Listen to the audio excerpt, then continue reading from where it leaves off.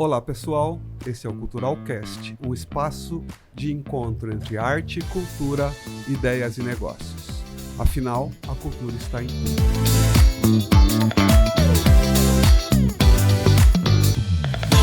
Antes de falarmos sobre a nossa entrevista, eu quero agradecer aos nossos patrocinadores: Instituto Canopus, Venezia Móveis, Estúdio 202, Restaurante Maison Paris e ao Goiabeira Shopping. Não esqueçam, @culturalcast no Spotify, no YouTube e no Instagram. Cultural com dois L's. E se tratando de cultural, nós temos que falar de cultura, sim, que faz parte da nossa vida, da nossa história. E hoje nós estamos com a presença de uma pessoa muito importante, uma pessoa que auxiliou na construção de uma nova proposta em Mato Grosso. Estamos com o Dr. Mário Olímpio, uma presença muito importante. Bem-vindo, Mário. Bem-vindo ao Cultural. Eu que agradeço. É uma felicidade muito grande estar ao lado de dois grandes amigos, duas pessoas que fazem parte da minha história e da história de Mato Grosso, fazem parte da história sociocultural, econômica de Mato Grosso. É uma felicidade muito grande. Estando morando mais tempo agora em Brasília, eu fico muito feliz em sempre que eu venho em Cuiabá ver meu filho, minha filha, minhas duas netas, e ver esses amigos que eu construí verdadeiramente ao longo da minha trajetória. É um prazer estar aqui com vocês. O prazer é todo nosso, Mário. Para nós é um momento muito, muito bacana. Já que você falou que você está em Brasília, da onde que você veio, Mário? Você é filho de quem? Como que você construiu sua história? Eu sou nascido em Nioaque, é uma cidade na beira do Pantanal, na Serra da Mantiqueira, em Mato Grosso, que eu sou pantaneiro nato, né? Só que é do lado do sul, Mato Grosso do Sul.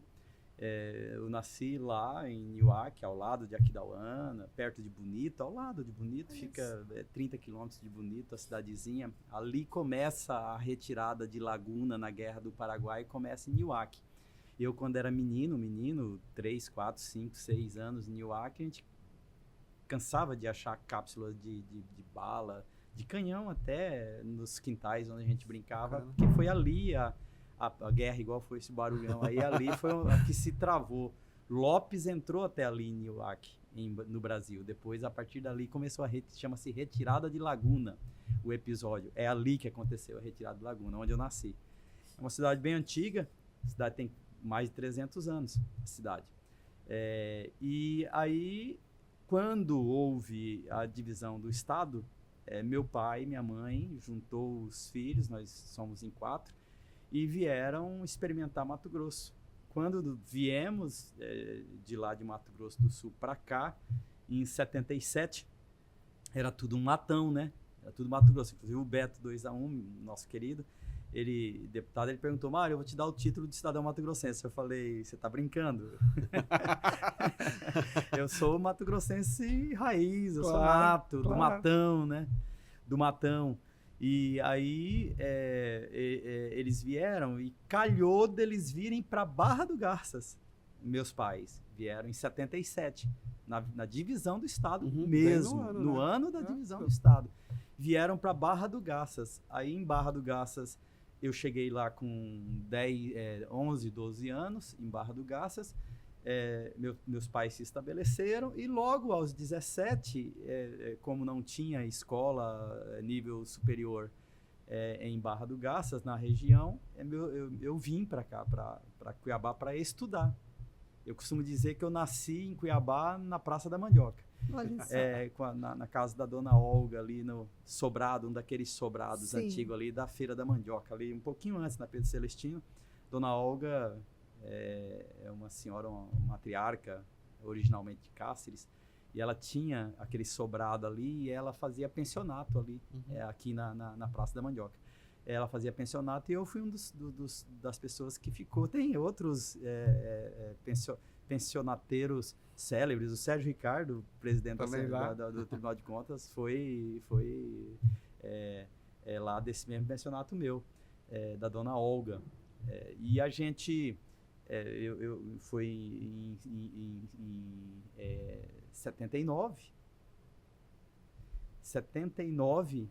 então eu fiquei 77, 78, 79 eu já estava aqui, então foram 3 anos só em Barra, eu cheguei mais velho em Barra, então não é essa conta minha.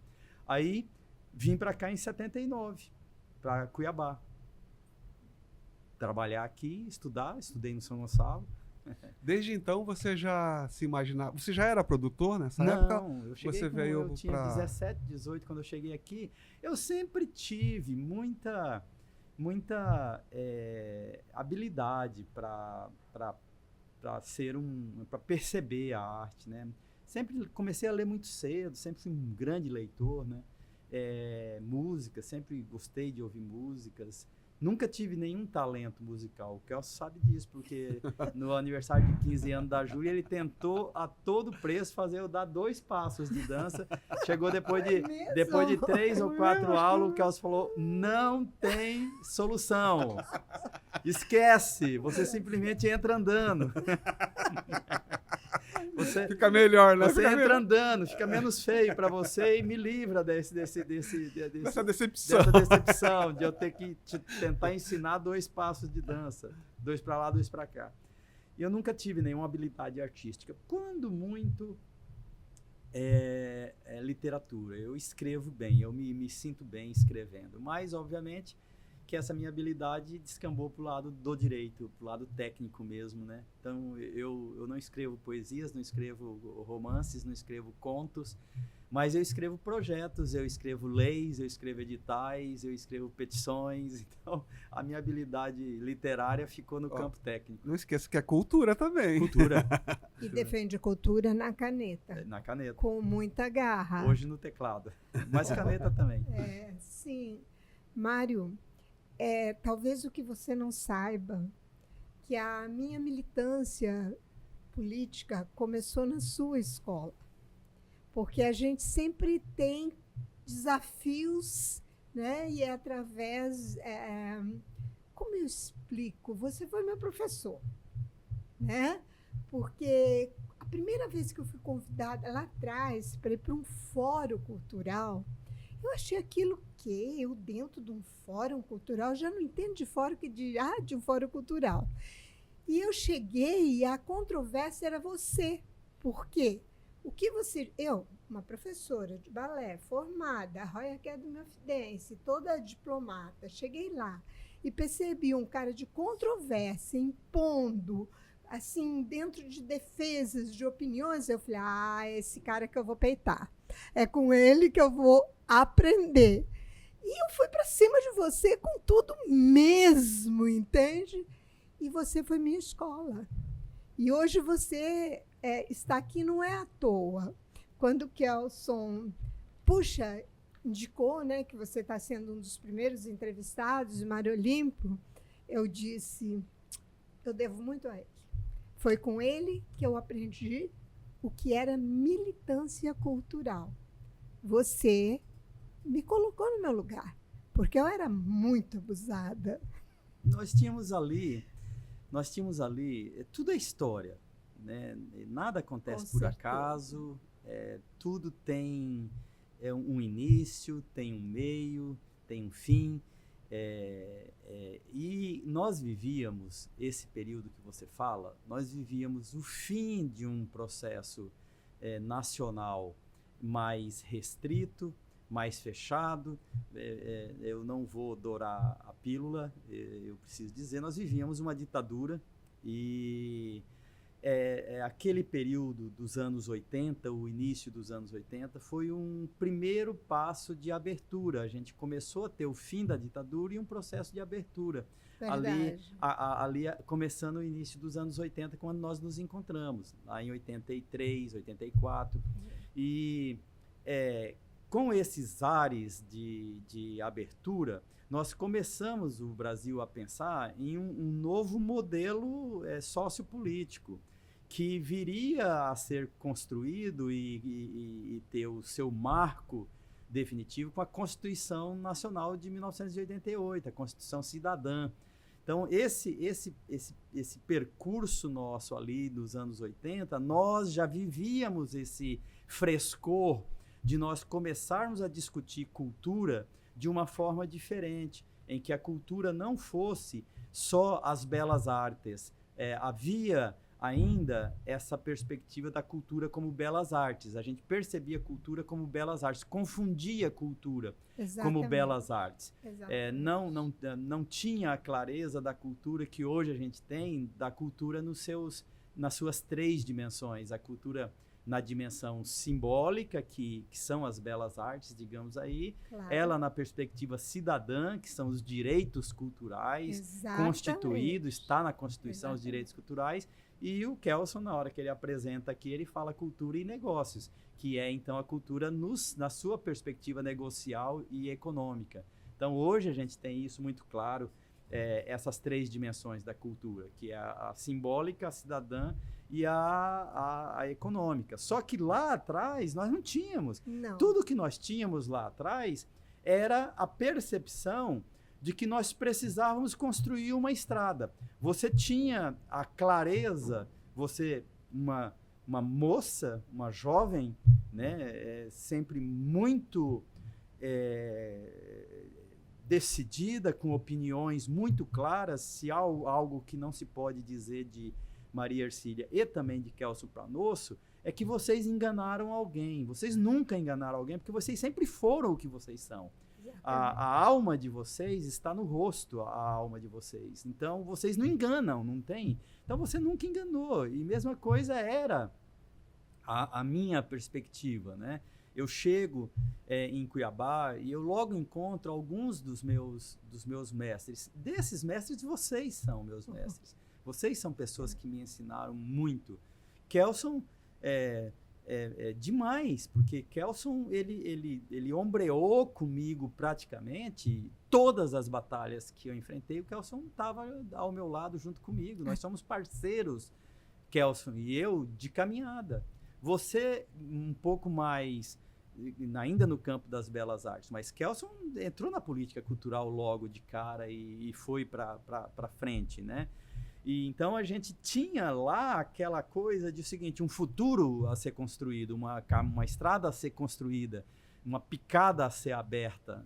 Nós tínhamos clareza disso, a gente sabia disso e sabia que a gente tinha que ser muito, muito compenetrado, persistente, resiliente, uma palavra que lá na época nós nem sabíamos que existia essa palavra. Exatamente. Hoje a gente sabe que é resiliência. Então nós sabíamos disso. E para isso a gente precisava ser um pouco agressivo.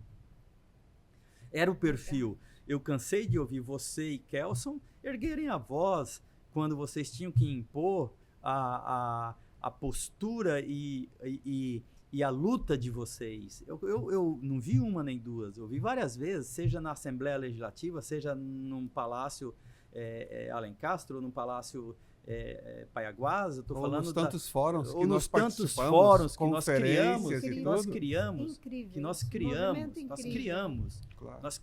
o fórum nós criamos.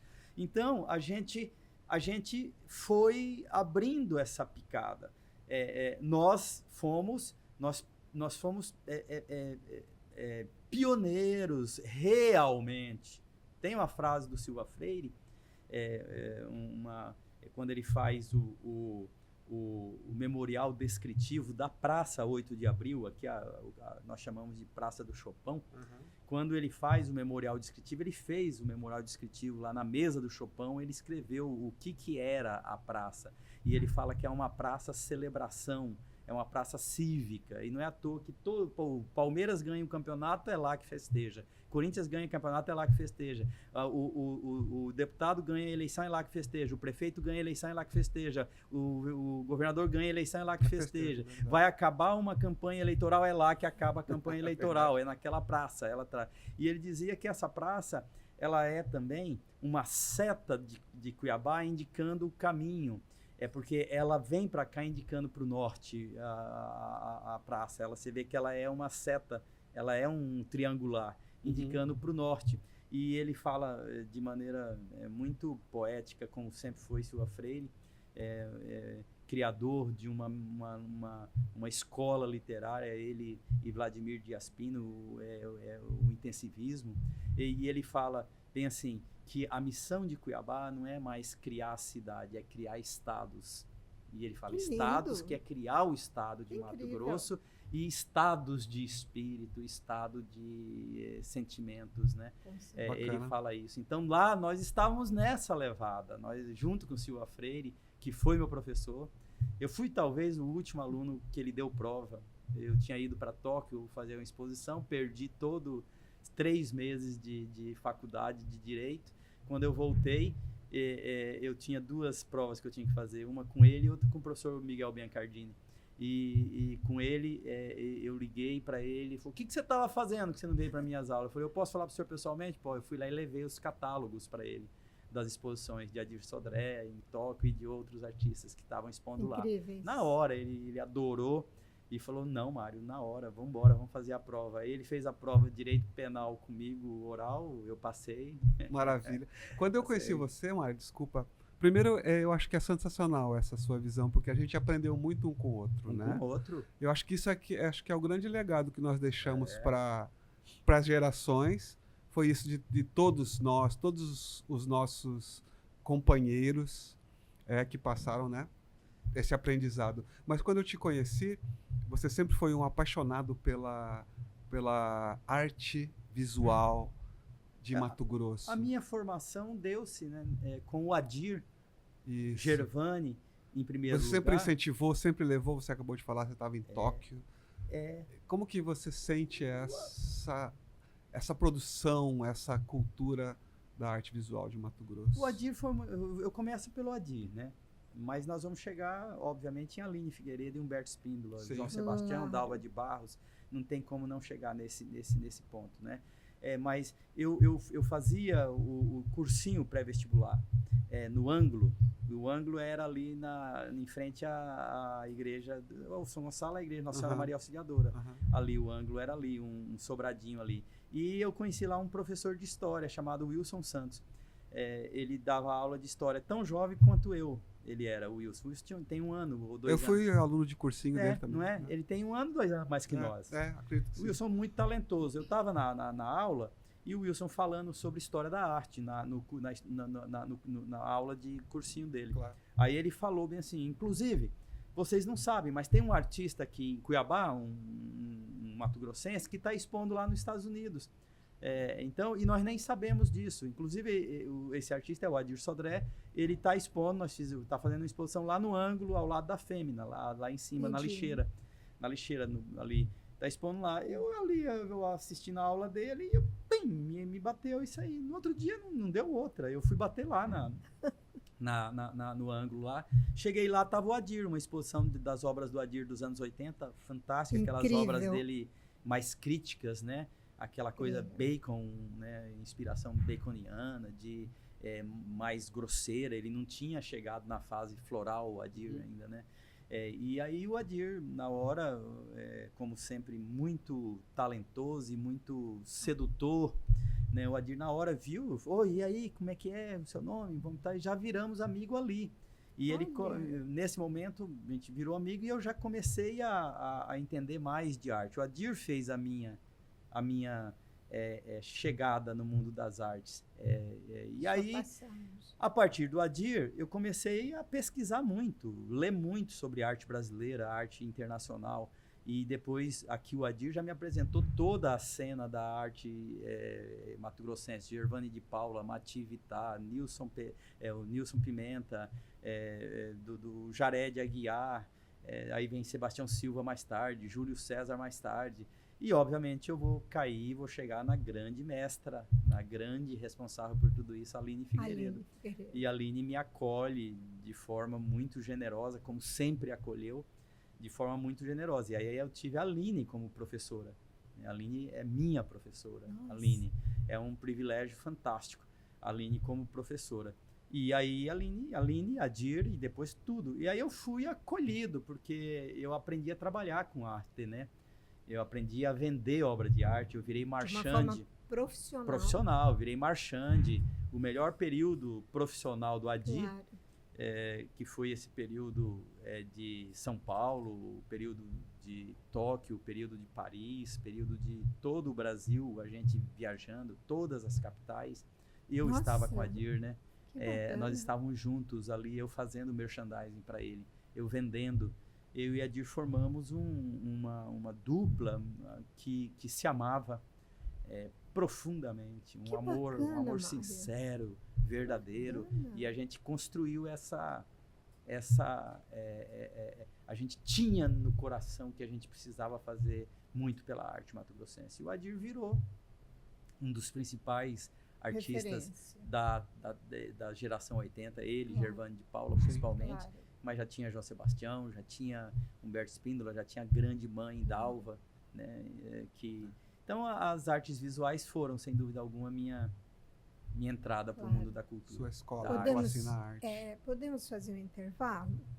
Eu acredito que está com um processo de mudança aqui. Se vocês me permitirem, eu vou lá verificar. Não, Precisa fica não. aqui. Não, Fica não aqui. vai te não. atrapalhar na Não. edição?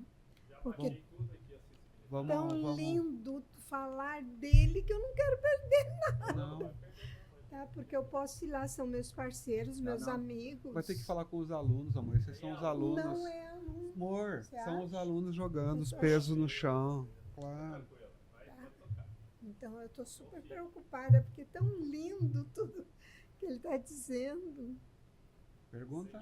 Pergunta? Pergunta? Você pergunta? Eu pergunto. Deixa eu. Ai, não. Não é possível. Ok? Mário, que bagagem maravilhosa. E nessa trajetória, você sabe que quase deu desquite, né? Quase, porque ele resolveu que ele ia descer de boia com você no rio abaixo, em São Foi. Gonçalo. Aliás, foi um momento lindo dessa história toda, não foi, Mário? Caramba, o Kelson tem. Você é mulher dele, é companheira, parceira dele, você sabe melhor do que eu. O Kelson tem uma característica fabulosa.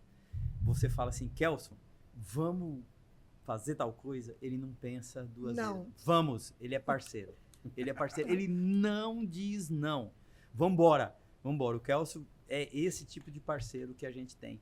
E essa ideia de descer o rio Cuiabá de boia até Santo Antônio de Leverger foi uma ideia vem do Festival Cururu Siriri, né? Nós vamos entrar Eu já nele. estava secretário nesse período, né, de cultura de Cuiabá.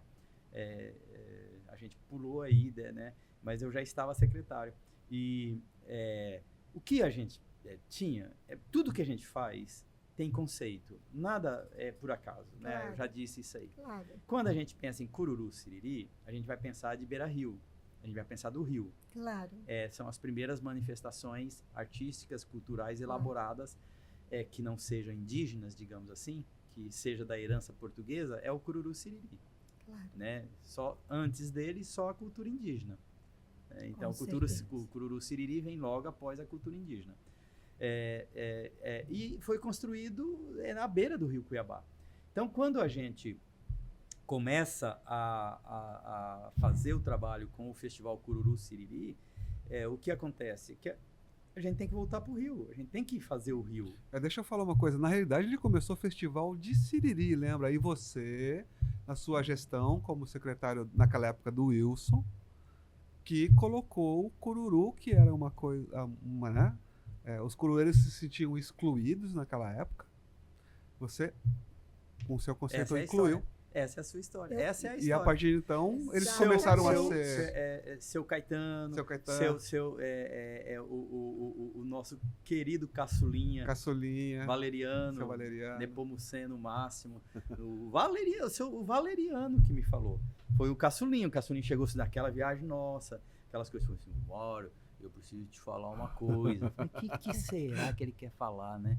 O Valeriano. O Valeriano era um gentleman, né? um cavalheiro, seu Valeriano, pequenininho, baixinho, elegante, sempre muito bem sempre muito arrumado. sempre muito bem vestido, camisa manga comprida por dentro da calça, calça de tergal, Social. sapato social ali, Chapeuzinho. chapéu fino, porque o cururueiro, ele é o exemplo. Ele é o exemplo. Então, o cururueiro tem que dar o exemplo do que é certo, entendeu?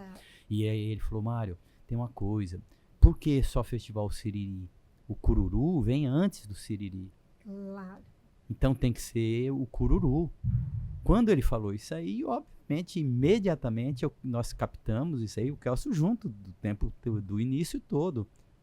Inclusive, o Kelso é responsável, ele é responsável direto pela quebra, direto pelo Avner. O Kelso é responsável direto pelo Avner. Direto. Flor Ribeirinho. Direto.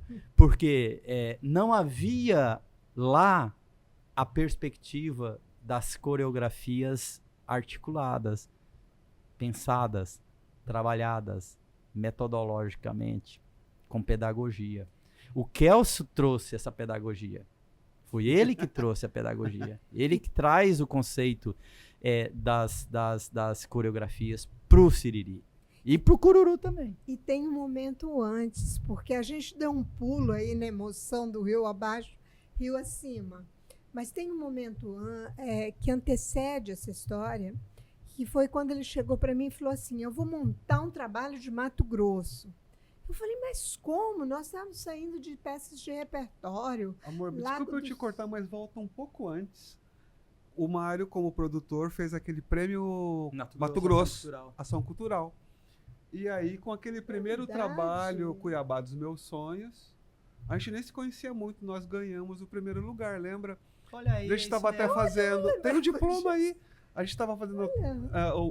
A premiação foi no período que a gente estava viajando para Portugal.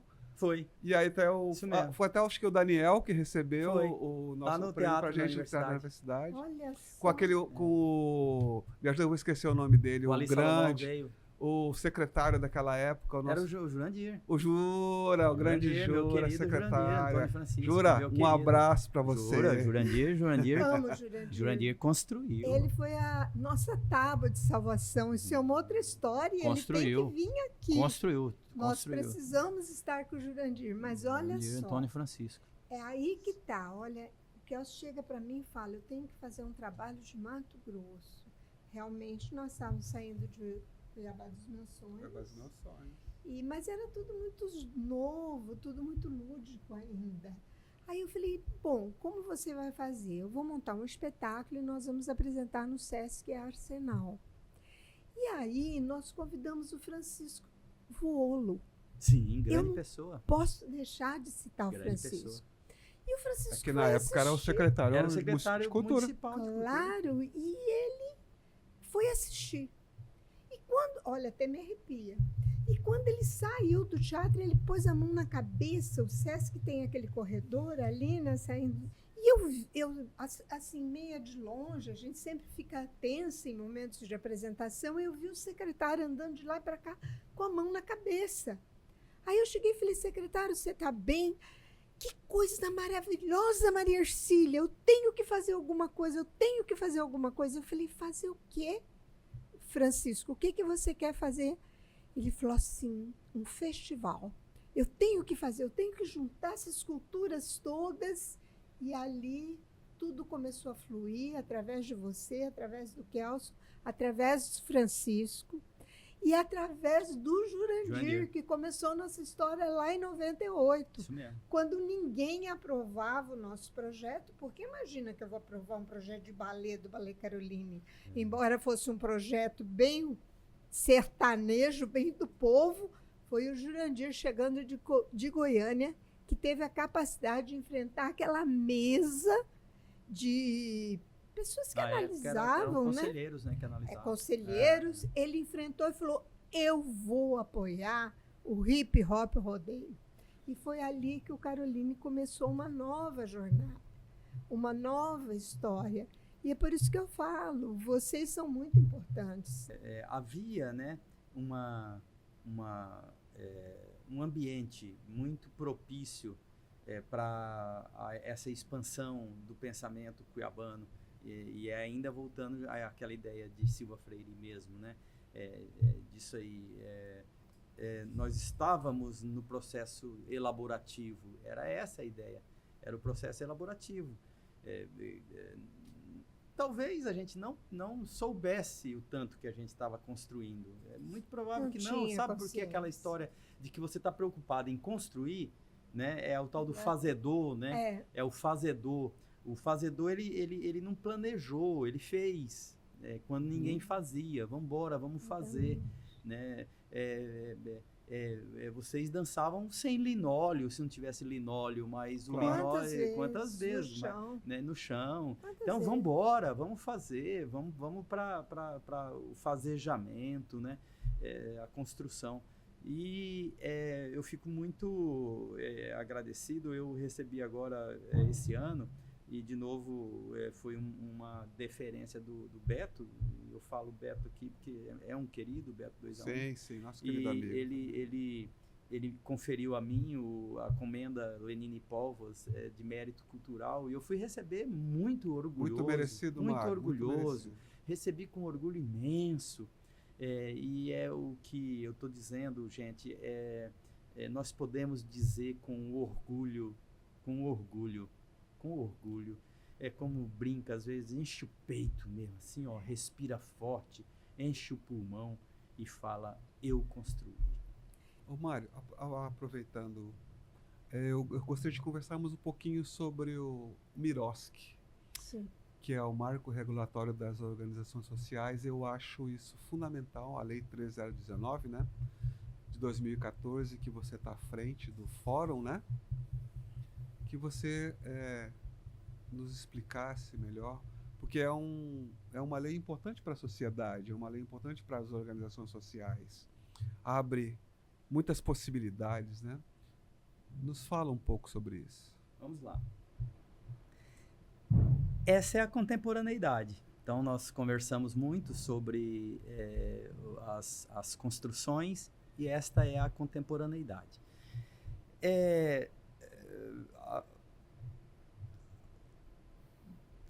O terceiro setor, no Brasil, existe há mais de 100 anos. O que é o terceiro setor? Nós temos 3 setores da sociedade. O primeiro setor é o setor público, o segundo setor é o mercado, e o terceiro setor é a sociedade civil organizada. É, digamos assim, a mistura dos dois. A mistura do primeiro setor e a mistura do segundo setor. O terceiro setor, ele é o vértice desses dois setores. O setor público, ele tem propósitos, obrigações, metas, que são públicas, que são coletivas. O lucro do setor público é alcançar o bem-estar da sociedade, é investir bem os recursos dos impostos. Sim. O segundo setor, que é o mercado, não tem essa responsabilidade. Não precisa ter essa responsabilidade. A função do empresário é chegar no fim do mês, ele ter juntado o dinheiro para pagar as contas deles e tirar o lucro para o seu bem-estar. Essa é a função do empresário. Ele é um ambiente lucrativo. Se no final do mês ele não conseguiu pagar as contas deles e tirou o dinheiro dele do lucro, ele quebrou, ele saiu do negócio. Claro. Simples assim. O primeiro setor, o setor público, não tem lucro. Ele tem um orçamento e ao final do mês, ao final do ano, ele tem que investir todo o orçamento dele. E ao final ele está zerado, ele não tem dinheiro em caixa. Se uma prefeitura, um governo chegou no final do ano com dinheiro em caixa, é incompetência, é sinal de que ele não foi lá fazer o trabalho dele, porque tinha que fazer o trabalho. Só que acontece que o setor público, pela sua própria construção, ele é muito burocrático. Para você comprar um celular no setor público, você leva 6 meses para fazer a aquisição desse celular, porque você precisa passar por um processo legal, licitatório, por um processo burocrático que segura, que emperra muito o trabalho. Então, muitas vezes, você precisa fazer chegar até determinado lugar, até determinada comunidade, até determinada sociedade. Vamos usar aqui um exemplo hipotético, entendeu? Então, eu preciso chegar até o Quilombo do Mata Cavalo, a comunidade quilombola de Mata Cavalo, que é aqui em Nossa Senhora de Livramento. Eu preciso chegar com políticas públicas lá, eu preciso chegar com saúde, eu preciso chegar com educação, eu preciso chegar com cultura, eu preciso chegar com esporte e lazer. Mas para eu fazer chegar até ali, eu me perco na burocracia, eu me perco nas licitações, eu me perco nos regramentos excessivos. E às vezes eu não consigo chegar com a celeridade que é necessária. Por outro lado, o poder privado não vai lá fazer o mercado, fazer o atendimento, porque ele não tem lucro, a comunidade é pobre, a comunidade está longe, a comunidade não tem dinheiro, não compra o produto dele, então não tem interesse. Então, o que acontece? Acontece que aí a sociedade civil organizada, as associações, a própria comunidade do Mata Cavalo aqui de cima, Mata Cavalo de baixo, que é a comunidade quilombola do Nossa Senhora do Livramento. Nezinho, querido Nezinho, Terezinha, Intenção Dali, do Mata Cavalo de baixo, de cima. É aí que eles próprios se organizam e eles procuram o Estado, procuram o poder público e falam, olha, nós temos aqui uma formulação jurídica que não é com fins lucrativos, é sem fins lucrativos. E nós queremos que vocês repassem dinheiro para nós. Aí o Estado falava, puxa, como que eu vou fazer para passar dinheiro para essa entidade?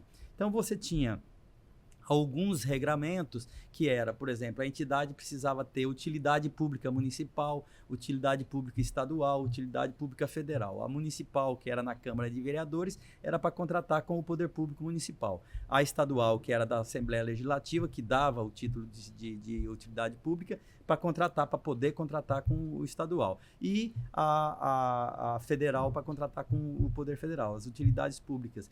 Era mais uma vez muito burocrático, não havia complexo, né? Muito complexo, não havia dinheiro definido para isso. O que aconteceu? Aconteceu que desde há 100 anos a primeira entidade associativa brasileira é a Santa Casa do interior de São Paulo, de Ribeirão Preto, há 100 anos, foi a primeira entidade constituída em cartório com o formato de terceiro setor e que pactuou um convênio com o governo para receber dinheiro, foi a Santa Casa. De novo, a igreja, né? A igreja católica nesse caso, como foram aqui as entradas de bandeiras, as colonizações, os jesuítas, as colonizações brasileiras, do oeste brasileiro. Então a igreja, de novo, ela dando o exemplo, né? Aí nesse caso.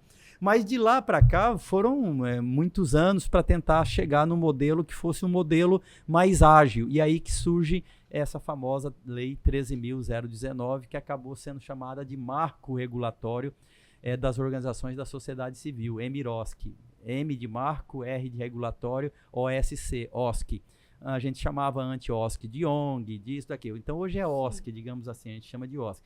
Então em 2014, como lembrou o Kelson, fruto de um trabalho que vem da Constituição Federal de 1988 e de fortalecer. Nós temos o poder público fortalecido, porque arrecada impostos e tem o poder de polícia, e temos o mercado, que é o capital, né?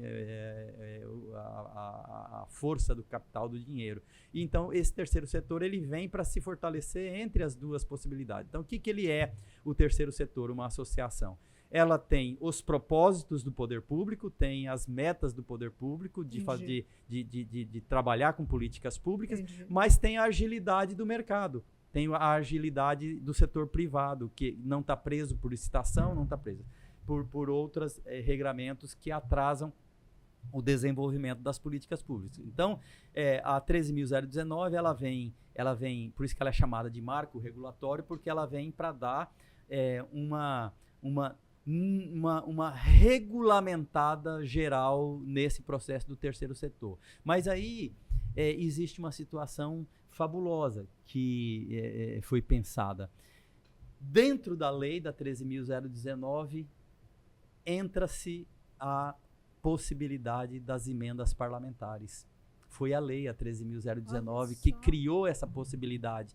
Ela cria essa possibilidade das emendas parlamentares. Então, até a 13.019, que depois ela progride com a 13.204, e agora a 14.903, que foi do ano passado, as emendas existiam, mas não eram exercitadas, as emendas. Claro, Elas não eram. claro. O deputado nem ia atrás da emenda dele, porque não pagava, Claro. não tinha como executar. E a 13.019, ela tem ali no seu artigo, vou lembrar agora, mas dizer que só as associações criadas sob o perfil da 13.019 podem receber emendas parlamentares. O poder privado não pode. A empresa, CNPJ Com fins lucrativo, lucrativos. não pode. Só a sem fim lucrativo pode receber emendas. O que aconteceu? Que abertura. O que aconteceu? Fantástico, fantástico. Os deputados, os vereadores, os deputados federais, estaduais, federais, senadores, imediatamente perceberam isso. E aí começaram a fazer, então, a destinação de emenda para as associações, o terceiro setor fazer o investimento. Inclusive aqui no Mato Grosso tem uma percentagem que é obrigatória os deputados destinarem para a cultura, né, Mário? É nacional, né? 50% é para a saúde e os percentuais depois dividido entre educação, cultura, esporte, lazer, então divididos. A grande revolução se dá por meio dessa possibilidade das emendas. Olha E que aí bacana. que as OSCs ganham uma dimensão nunca antes imaginada, nunca antes sonhada, porque aí nós começamos, o terceiro setor, a trabalhar com dinheiro. E aí a gente vê, e não podemos deixar de falar disso, um momento que nós estamos vivendo, é uma desinformação que leva a um processo de criminalização das OSCs. Então a gente está vendo um processo de desinformação, especialmente da mídia, a mídia tradicional, que começam a apontar o dedo para essa ou para aquela outra OSC que está arrecadando Generalizando. muito dinheiro, ou está isso ou aquilo, de maneira genérica e sem estudar e sem saber efetivamente qual é o papel de uma OSC, Lógico. e tentando generalizar todas por um Claro. ou outro que não fazem o uso correto do Correto. do dinheiro público. Claro. Então aí nasce a proposta do fórum, mas lá vem Mário Olímpio outra vez dentro de um fórum, aí nasce a proposta do fórum Emirosc MT, é algo que está acontecendo no Brasil inteiro,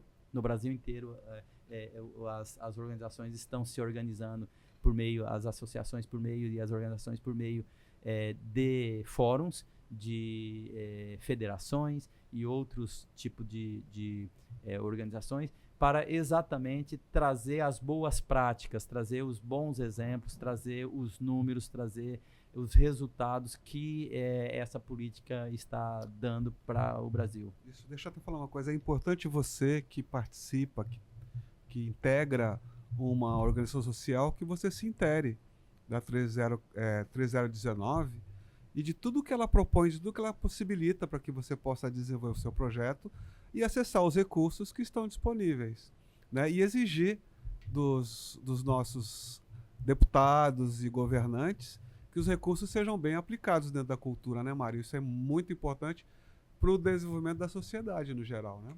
E Nenhum setor. eu acho bacana a gente falar sobre a nossa experiência em relação ao Instituto Canopus, Claro. que atende mais de 100 crianças há mais de 7 anos dentro do processo da Lei Rouanet.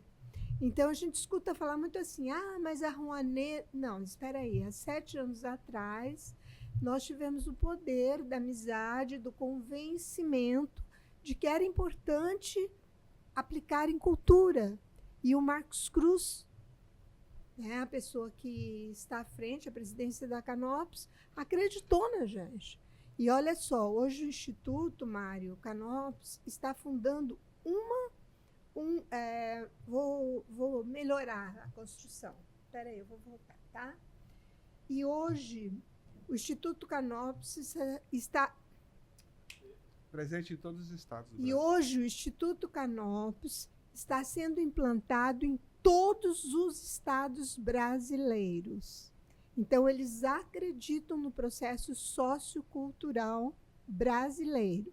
E tem como exemplo Cuiabá, que tem um projeto belíssimo, não só de dança, como outras atividades, através da Lei Rouanet. Case de sucesso. A gente tem no Brasil o Instituto Cultural, o Itaú Cultural, temos a Natura Musical, temos o CCBB, temos a Caixa Cultural, todas trabalham com Lei Rouanet, todas elas, entre outras, né? Claro. Então são cases de sucesso aí. Que devem ser evidenciados. E tem um elemento que é importante, que eu sempre digo, o agronegócio Eu gostaria de chegar nesse ponto. O agronegócio só chegou nesse ponto que ele chegou com muito incentivo fiscal. Eu gostaria de colocar essa questão. Com muito dinheiro público. Ainda hoje, muito dinheiro público. Exatamente. O Plano Safra, que é um plano nacional, ele injeta mais de 500 bilhões de reais, injeta dinheiro público para a agricultura, para o agronegócio, para financiar o agronegócio. Então, é algo ínfimo que a cultura seja financiada com tão pouco recurso, e a cultura ela é uma atividade geradora de riqueza, distribuidora de renda, e nós já temos dados que são dados que cada real investido em cultura retorna R$3 em impostos. Quando vocês fazem um espetáculo aqui em Cuiabá, vocês movimentam os carros de aplicativo, os postos de gasolinas, os hotéis, os mercados, os restaurantes. Parte de turismo a impactar. Palco, som, luz. São atividades da cadeia produtiva da cultura, que não está no palco, em cima do palco, mas está tudo na base. Tudo envolvido. Para fazer o linóleo, para fazer a luz, para tudo isso aí. Então, eu lembro muito claramente quando o João Carlos, outra grande pessoa, João Carlos Vicente Ferreira, eu falo que nós tivemos 3 secretários de cultura recente muito poderosos. Foi o Jurandir Antônio Francisco, o João Carlos Vicente Ferreira e o Beto 2A1. Foram os 3 principais secretários dos últimos... Desde a redemocratização. Secretários estaduais. Estaduais. Que eu te coloco como um dos principais do município. Obrigado. E a gente estava comentando, quando o João Carlos ele assumiu, o João Carlos me honrou com o convite para eu fazer junto com ele o discurso dele, queria fazer o discurso da posse. Bacana. Né? E nós... então colocamos o discurso na frente do Blairo Maggi, né? Nós falamos que a gente tinha o agronegócio como exemplo, né? E o Blairo Maggi falou: vocês estão certos, é só vocês trabalharem igual o agronegócio trabalha. Ele respondeu lá no discurso dele. E o Blairo, hoje ele é bilionário, a família toda, e ele puxou o agronegócio lá na época do Dante, que teve todo esse processo de incentivo para o agronegócio. Então, cultura, cada vez mais vamos pensar na cultura como essa atividade sociocultural econômica brasileira. Mário, por que você acha que a gente não consegue sensibilizar ou incentivar os empresários, principalmente os empresários do agronegócio, a fortalecerem o processo cultural do Estado através da Lei Rouanet? Primeiro, desconhecimento do empresário. Desconhecimento, falta de visão, falta de leitura estratégica, falta de interesse, falta de compromisso. Há ainda um sentimento meio extrativista em Mato Grosso, sabe? Vamos extrair e não pensar em deixar da extração o quinhão do desenvolvimento social. Existe isso. Segundo, existe uma incompetência muito grande do próprio poder público em divulgar o processo. Claro. Terceiro, nós estamos vivendo hoje em nível nacional, macroeconomicamente, é o assunto da mesa em Brasília, o corte de gastos públicos, né? E dentro dessa planilha dos cortes de gasto público, naturalmente entram os incentivos fiscais. O Brasil tem mais de mais de 150 incentivos fiscais no Brasil. A Rouanet, ela é o 150, ela é o 138º dos incentivos fiscais. A Rouanet, ela implica hoje, agora crescendo muito, vamos dizer aí, em 6 bilhões anual. A Lei Rouanet tá chegando nisso aí. É muito pouco, é quase nada. Mas existe uma certa limitação, então o próprio governo trava um pouco esse processo. A Lei Rouanet, ela é uma lei liberal, né? Diferente da PNAB, da Política Aldir Blanc, diferente da LPG, que teve agora recentemente, que são leis estatizantes e de políticas públicas. A Rouanet, ela é uma lei liberal. É uma lei que ela dá uma autorização para captar e quem investe o recurso é o mercado, setor privado. É o mercado com o incentivo fiscal. Então, existe... Eu acho uma grande ferramenta. Imensa. A Lei Rouanet, ela é a mais antiga política pública de humanas do Brasil. Ela é anterior, para vocês terem uma ideia, ao SUS. Ela é anterior ao SUS. Nossa. Anterior ao SUS, a Lei Rouanet. Ela é a mais antiga e a política de maior sucesso. Olha, Só cresce. há de se pensar nisso, né? O que o Ministério está fazendo? Temos grandes amigos no Ministério. O querido Odecir Prata, eu adoro Odecir Prata, é um mestre. Se o Rouanet é o pai da lei de incentivo à cultura, Sérgio Paulo Rouanet, o Odecir, sem dúvida alguma, ele é o cuidador, o Odecir. E o Odecir tem uma proposta que a Keiko Kamura tá levando adiante, o Jean Moura tá levando adiante, o Davi Moura tá levando adiante aí, que é montar um plano para o próprio Ministério atrair os empresários. É um modelo, é um modelo que deu certo em Minas Gerais, um modelo que deu certo no Rio Grande do Sul. Esses dois modelos. Foi o Odecir que implantou esse modelo. O Odecir esteve aqui, eu conversei com o Odecir, e o Odecir está muito animado com a possibilidade de implantar esse modelo aqui. Como é que seria esse modelo? Chega para os empresários aqui, os potenciais, você vai ali, você pega quais são os que são tributados no lucro real.